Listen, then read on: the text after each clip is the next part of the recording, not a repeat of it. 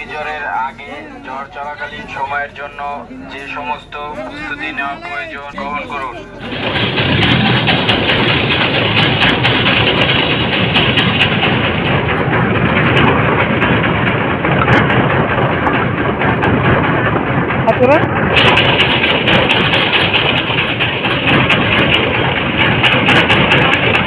আপনারা সবাই সতর্ক থাকুন। ঘূর্ণিঝড়ের আগে ঝড় চলাকালীন সময়ের জন্য যে সমস্ত প্রস্তুতি নেওয়া প্রয়োজন গ্রহণ করুন।